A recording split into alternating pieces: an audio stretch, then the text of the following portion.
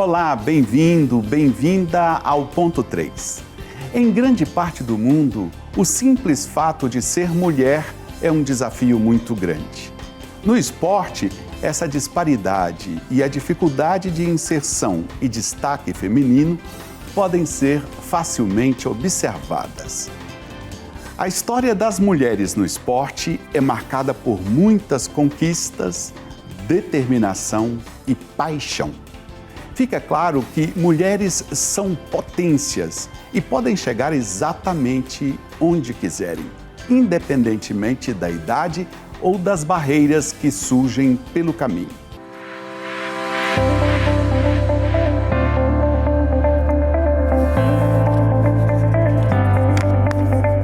No mundo do esporte contemporâneo, mulheres têm superado barreiras e alcançado vitórias notáveis. Elas estão quebrando estereótipos, mostrando que o talento e a capacidade não têm gênero. A luta por salários iguais e reconhecimento é uma realidade presente. As atletas nos inspiram com a sua resiliência e dedicação. Elas estão criando um legado para as futuras gerações, transformando o cenário esportivo.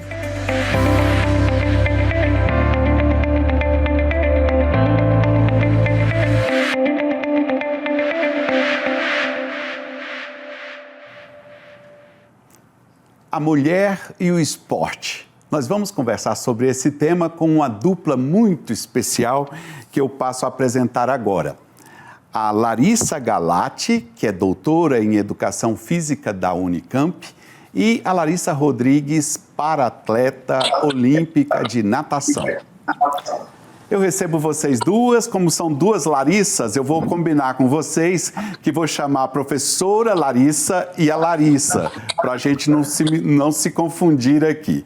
Eu recebo vocês com muita alegria, começo com a professora e queria começar de um modo mais leve, antes da gente colocar a temática da mulher e do esporte num lugar um pouquinho mais complexo, queria começar de um modo mais leve. Recebo você, professora, para te perguntar como é que você acompanhou a Copa do Mundo do futebol feminino?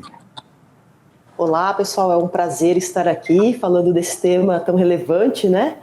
Acompanhei com muito ânimo, com muito entusiasmo, por ser a maior Copa da história, a Copa mais competitiva também, né? Apesar do resultado do Brasil, mas a gente sabe que o resultado ele é um dos elementos do esporte. Então foi com bastante entusiasmo de ver tantas seleções potentes e uma competição cada vez mais atrativa e divertida como espectadora. E você, Larissa, como é que foi que você acompanhou? Você gostou? Como é que foi? Gostei bastante, né? Foi muito expressivo, foi muito legal, até porque foi a primeira vez, né, que foi transmitido também a Copa do Mundo de mulheres, então foi muito importante, né, esse feito. Claro que o resultado é um detalhe, mas o importante foi que elas realmente entraram em campo e jogaram bem. Muito bem. Então, eu vou aproveitar, já que vocês duas gostaram da Copa, para colocar o problema. Eu acho que essa Copa do Mundo já revelou, assim, um pouquinho a dificuldade que o público tem para lidar com a presença da mulher em certos esportes, como é o caso do futebol. Eu queria que a professora Larissa falasse para nós assim, a inserção da mulher no campo esportivo tem que tipo de obstáculo, na opinião da senhora? É um excelente ponto, né? Especialmente quando a gente fala de futebol, em modalidades coletivas ou modalidades de lutas, a gente tem um histórico no Brasil que faz com que as pessoas tenham, às vezes, mais dificuldade de entender que também é o espaço das mulheres, né? Ao longo de cerca de 40 anos, até o início dos anos 80, é uma modalidade que foi proibida de ser praticada pelas mulheres no Brasil. Então, isso faz cerca de 40 anos, né? Muitas das pessoas que estão nos assistindo talvez tenham nascido nesse momento, ou as suas mães nasceram no momento da proibição. E todo o coletivo popular, de certa maneira, associou esporte, que futebol e mulher não se relacionam, que futebol é coisa de homem, até porque legalmente isso acontecia, né? Isso aconteceu por uma série de fatos ignorantes, né, sobre o corpo da mulher e por relações de poder de homens sobre mulheres, né? Então, o grande obstáculo é o social, é o cultural, e é o mais difícil também da gente ultrapassar, né? A partir dele vem os obstáculos mais específicos, como patrocínios, espaços de prática, o acesso, e o acesso também para diferentes mulheres, né? A gente tem uma sociedade muito diversa, o que é ótimo, mas também muito desigual, e essas desigualdades também se refletem nos acessos e nas possibilidades de desenvolvimento das mulheres e das diferentes mulheres dentro do esporte. Tá certo, doutora. Eu, na verdade, queria compartilhar com vocês duas. Eu tive a oportunidade de fazer parte de uma equipe que cobriu a Copa do Mundo de 1994 nos Estados Unidos. E lá era exatamente o contrário do ponto de vista cultural. Os americanos não conseguiam entender como é que homem jogava o que eles chamam de soccer, né? Que é jogar no futebol. É exatamente o inverso, né, do que a senhora falou aqui na nossa cultura. Eu encontrei essa situação lá nos Estados Unidos. Larissa, você está em outra área, você não joga futebol, você é nadadora e a gente conhece muitas outras nadadoras. Mas tem também na sua modalidade esportiva a presença desses obstáculos para uma mulher?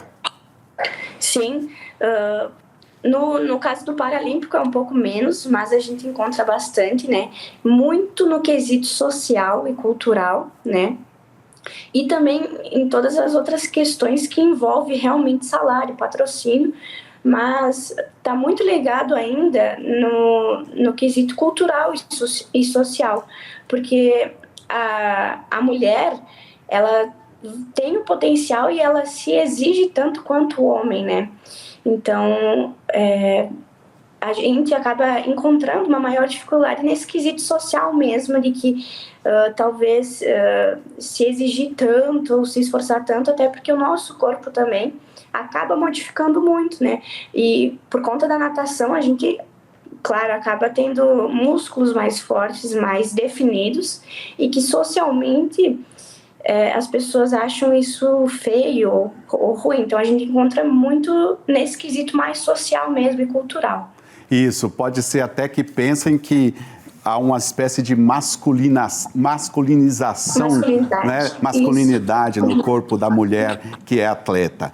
Professora Larissa, agora há pouco você falou para nós aqui um pouquinho das dificuldades de outra natureza, né? Assim, que não tem a ver propriamente com o esporte, mas com a inserção na sociedade da figura da mulher atleta, a mulher no esporte. Eu queria colocar uma outra questão para a senhora nos ajudar a refletir, que é o reflexo, eu acho que a senhora já falou isso na primeira resposta, mas o reflexo do que nós temos de desigualdade de gênero. Quer dizer, na sociedade, para fazer muita coisa, a mulher é considerada de um modo menor, no trabalho, fazendo a mesma função que um homem ganha menos. Eu queria que a senhora aprofundasse um pouquinho esse reflexo da desigualdade de gênero com a presença da mulher no esporte. A gente observa isso entre as atletas, né, que têm menos acessos, menos oportunidades de se desenvolver e salários menores, né, porque é menos valorizada a presença da mulher no esporte, infelizmente. E a gente observa isso também em cargos de gestão, né? Árbitras, gestoras do esporte, elas são menos e muitas vezes não estão nos cargos principais, o que é também um reflexo e uma conversa com esses elementos mais amplos da sociedade, né? Então, quando a gente tem menos mulheres também no cargo de gestão, a gente vai tendo menos mulheres nos outros espaços, porque existe um princípio que a gente chama de princípio da similaridade. Há uma tendência da gente convidar, contratar pessoas similares a gente. Por isso que é tão importante a diversidade, né? A diversidade de gênero, a diversidade de cor de pele, a diversidade entre pessoas com e sem deficiência nos diferentes espaços. E no esporte não é diferente. Quanto mais diverso for o ambiente e a presença de pessoas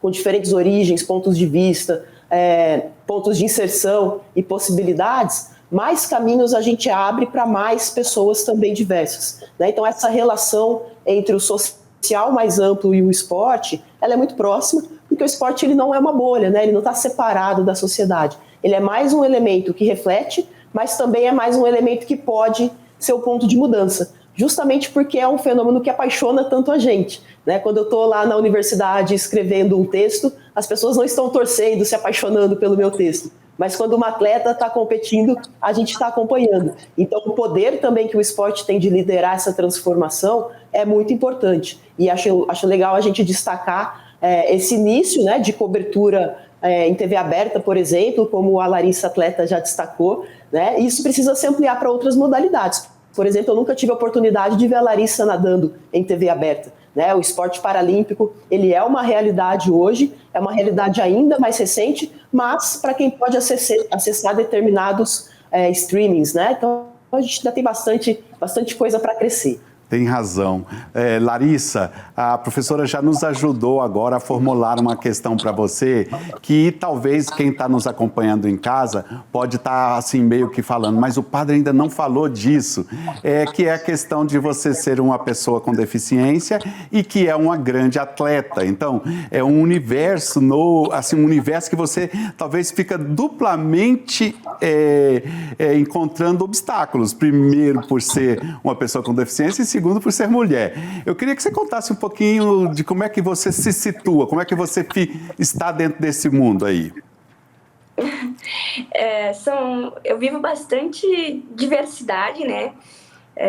Como tu falou, a mulher esportista já encontra, às vezes, algumas barreiras nesse caminho. E uma pessoa com deficiência não é diferente, né? É um ponto a mais que talvez possa agregar, mas a gente está sempre aí em busca dos nossos resultados, dos nossos objetivos. Mas eu vejo que hoje em dia já mudou muito a visão, né, das pessoas, mas o deficiente ou o atleta paralímpico era muito visto como um coitadinho ou talvez alguém que estivesse ali para superar as suas dificuldades. Claro que nós nos superamos, né? Porque além desse nosso detalhe, a gente consegue estar dentro de uma piscina, treinando como um atleta de alto rendimento. Mas o que eu gostaria, o que eu quero trazer para as pessoas é que elas vejam o atleta paralímpico também como alta performance, como alto rendimento. Nós não estamos mais só para superar as nossas dificuldades, as nossas limitações e mostrar para as pessoas isso, né? Mas a gente está treinando, se dedicando por um objetivo que é nosso, que também é do nosso clube, que a gente representa e também o nosso país. Então, nós, pessoas com deficiência, encontramos bastante dificuldade nesse quesito, porque, por exemplo, algumas marcas mais famosas, digamos assim, é um pouco mais difícil que vá patrocinar um atleta paralímpico. A gente pode ver que nas propagandas sempre tem um atleta olímpico, né, representando. Então, já vem crescendo muito esse mundo paralímpico, a gente já está ganhando mais espaço, mas a gente encontra, sim, dificuldades por ser visto como pessoas que estão só superando as suas dificuldades ou até no quesito de coitadismo mesmo, mas não, nós estamos lá por um objetivo mesmo, por um sonho que é nosso e envolve várias pessoas também. Eu acho bonito isso que a Larissa compartilhou conosco, que é para a gente superar essa história de que são coitados, né, as pessoas com deficiência. E falou de uma coisa muito importante, é um atleta de alto rendimento, não é? Então, eu queria que a professora Larissa ajudasse a gente a ampliar isso, porque superação, todo mundo, quem tem deficiência, quem não tem deficiência, todo mundo está se superando, não é? Como a Larissa atleta falou. Eu queria abrir um pouquinho mais a nossa conversa para a educação física. Eu queria que a senhora falasse um pouquinho do quanto esse universo maior da educação física tem de expressão da presença da mulher e também as dificuldades, por favor. É interessante esse ponto da educação física e a mulher, né? Muitas vezes a gente encontra mais mulheres na educação física escolar e, sobretudo, em empregos ligados à criança, seja na escola ou fora da escola, na iniciação esportiva, por exemplo, porque se associa muito à mulher às questões da maternidade, né? Como se a mulher não tivesse também a possibilidade de querer vencer, de querer entrar no embate, de ir para uma disputa com garra, com força, né? Então a gente ainda tem menos mulheres em cargos que trabalham com pessoas adultas e, sobretudo, no esporte de alto rendimento, que é uma herança cultural dessa história de que a mulher é frágil, né? A mulher está associada a trabalhos domésticos. E tem outros empecilhos, como, por exemplo, as viagens que estão relacionadas ao esporte de alto rendimento, né? Você, às vezes, passa temporadas fora de casa. É muito comum que a esposa de um treinador dê esse suporte em casa, né? Faça ali o trabalho doméstico, quando é o caso de ter filhos e filhas. Mas uma mulher treinadora, o seu companheiro nem sempre faz esse mesmo suporte, né? A sociedade não espera isso. E aqui a gente falando só de relações heteronormativas, né? Mas a gente vê que se espera que a mulher dê o suporte, mas não se espera que a mulher tenha suporte. Então isso vai criando também um empecilho dentro de casa para esse desenvolvimento. A gente vai vendo como o desenvolvimento profissional dentro da educação física é bastante impactado por essa herança cultural que a gente tem em relação ao próprio papel da mulher dentro da sociedade. Professor, eu ainda continuo com a senhora, porque eu queria perguntar sobre a questão da produção acadêmica, quer dizer, o fato de na universidade, as mulheres, ou homens também, estejam interessados em discutir a questão da presença da mulher no esporte. Tem artigos, tem pesquisa, tem trabalho acadêmico nessa área? Tem sim, excelente ponto, né? Fico até feliz de ver essa pergunta, não é comum que ela apareça, porque a ciência ela nos dá suporte, ela não nos dá certeza, né? Mas ela nos ajuda a entender a realidade e a propor soluções. E sim, né? Por exemplo, eu atuo num laboratório que se chama Laboratório de Estudos em Pedagogia do Esporte na Unicamp, e a partir de 2017, se eu não me engano, nós criamos uma linha de investigação específica de esporte mulher. Nós não somos o único grupo a fazer isso, né? Ao contrário, tem uma série de grupos que vieram antes da gente e outros que estão se ampliando, porque a gente percebe que existem questões específicas do esporte de mulheres que precisa de desenhos de pesquisa também específicos. Então ainda são as mulheres que lideram mais esse tipo de estudo, mas a gente vê um conjunto de mulheres e homens da ciência também se unindo como mais um agente em propor mecanismos para a gente agilizar a diminuição dessas perdas, né? Existem congressos específicos, revistas científicas específicas e linhas de estudos específicos para a gente entender e propor caminhos menos duros, né, para o desenvolvimento de meninas e mulheres no esporte. Larissa Rodrigues, me diga uma coisa, quais são suas expectativas e qual é o número de mulheres que estão se preparando para a Olimpíada de 2024 lá em Paris? Como é que está sua expectativa? Tem muitas amigas, tem muitas mulheres nesse processo, como é que você está vendo aí esse momento?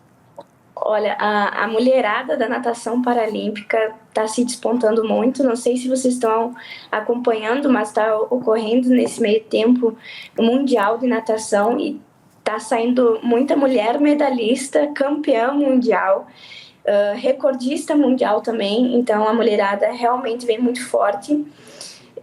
Eu acredito que vai um número muito legal na delegação do Brasil, né, para a Paralimpíada. E acredito que vai em torno de umas 10 a 12 mulheres ou até mais, então é um número muito expressivo, né? Mas eu tive a oportunidade, tenho a oportunidade de conviver com muitas mulheres dentro do esporte paralímpico. Eu também treinei, tive só treinadoras mulheres e atualmente a minha treinadora é mulher. Então é muito bom ver que a mulherada realmente está ganhando espaço nesse meio. Mas falando em seleção brasileira, né, em atletas, a gente tem muita mulher boa nadando mesmo. Interessante, eu gosto quando você fala mulherada, porque é um termo carinhoso e politicamente significativo, né? É bonito ver isso que você falou, ouvir o que você falou. Professora, nessa linha aí da mulherada, a gente pode achar que temos assim um futuro esperançoso no campo do esporte, quer dizer, a mulherada vai devagarinho ocupando todos esses espaços? Tenho certeza que sim. A mulherada pode seguir firme, cada vez mais otimista e sempre alerta em buscar mais caminhos também para outras mulheres, né? A gente estava falando da Larissa, das mulheres deficientes. Se a gente for ver quem tem mais acesso ao esporte no país, as mulheres de baixa renda são as com menos acesso, seguido das mulheres deficientes e mulheres pretas e pardas, né? Então a gente vê também que dentro da categoria mulherada a gente tem grupos muito diferentes e com acessos muito distintos. Agora, eu não tenho dúvida que o caminho já foi muito mais longo e muito pior, né? O que a gente precisa é entender o contexto que levou a essas situações e criar mecanismos para agilizar essa mudança, né? Para que a gente não tenha que esperar que outras mulheres tenham que passar por tantas provações pelo direito de praticar esporte, até porque esporte é um direito constitucional, né? Então a mulherada tem o mesmo direito que os homens e que nós possamos praticar o esporte como lazer, como alto rendimento, nos diferentes espaços possíveis, homens e mulheres com os mesmos acessos e direitos. Larissa, a gente também aqui não pode perder a chance de jeito nenhum de poder compartilhar um testemunho que possa inspirar outras pessoas. Você, Larissa, com deficiência, mulher, como é que está a sua carreira? O que é que você tem feito? O que é que você tem, seus títulos? Conta pra gente, assim também, para inspirar muitas mulheres que podem estar assistindo e querendo saber. Que legal, fico feliz por ter essa oportunidade. Mas, então, atualmente eu estou na seleção brasileira, né?